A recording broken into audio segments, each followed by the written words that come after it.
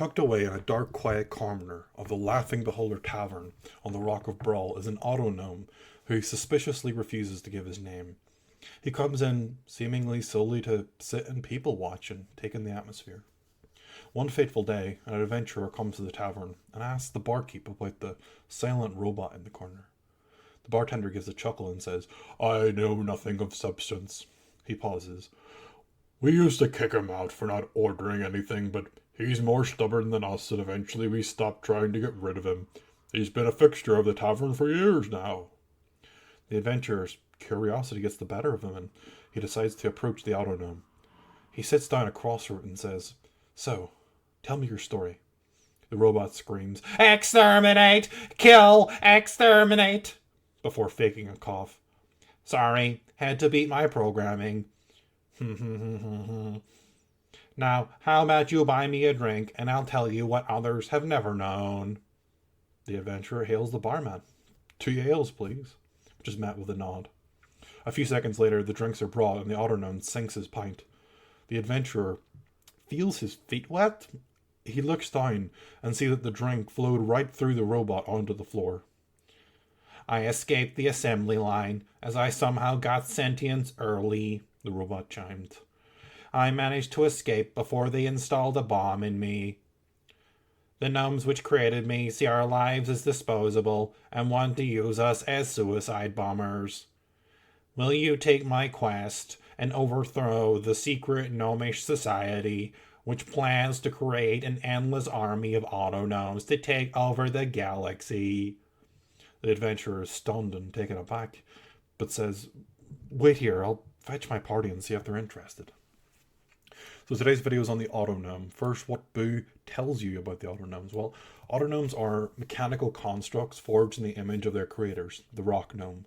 Autognomes are magically powered and somewhat intelligent. They clank, whir, buzz as they walk around bipedally with a stiff gait. They're said to have 3 prime defining directives which guide their actions. Number 1, defend gnomes attacked by non-gnomes. Number 2, defend yourself when attacked. And number 3, protect infants and youngsters from harm. The book gives examples about how these seemingly simple and foolproof directives can go wrong, detailing a dragon wormling being attacked by a group of adventurers, which could trigger the Autognome to defend the dragon. It's an instance where the directives are being followed, but not in a way the creator anticipated. Now that's when things go right. Autognomes are also known to malfunction. Around half the time when they take significant damage, they malfunction. Malfunctions cause a range of flavorful quirks such as arms falling off, heads falling off, or even catastrophic failure where the Autognome just explodes, dealing 4d10 slashing damage as though a grenade just went off.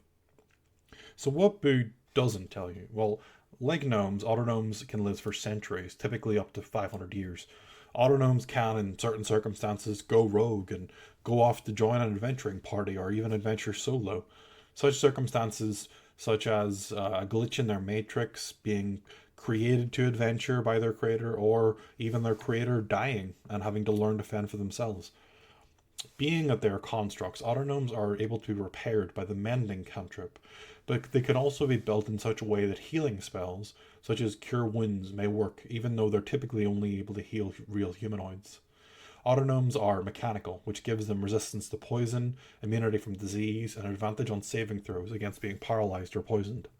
Autognomes also don't need to eat, drink, or breathe.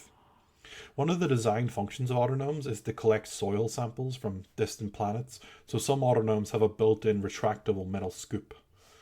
Some Autognomes are designed exclusively for war and combat, with modifications such as wands of lightning being built into their chest.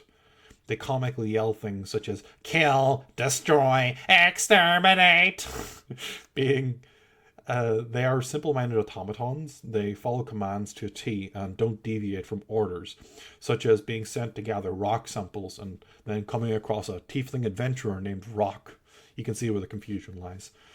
It's estimated that about 1 in 3 Autognomes encountered will have gone rogue, forgetting their original orders. They sometimes default to different behaviors, such as believing themselves to be a real gnome, accepting orders from anyone happens to meet, or even attacking all living creatures on sight. So in conclusion, I'd say that Autognomes make for interesting NPCs and player characters. They have story hooks built right into their backstory about how they went rogue. It's also nice that we have a construct race playable in multiple settings, as not every DM is okay with the Eberron Warforged being ran in their homebrew settings, for example. Being that this is a Spelljammer race, Autognomes could canonically be in any setting. I can imagine players and DMs having a field day exploring the possibilities of how their character went rogue and how they change and how they act, what quirks, what oddities they exhibit. I like this monster. I give it a 15 out of 20.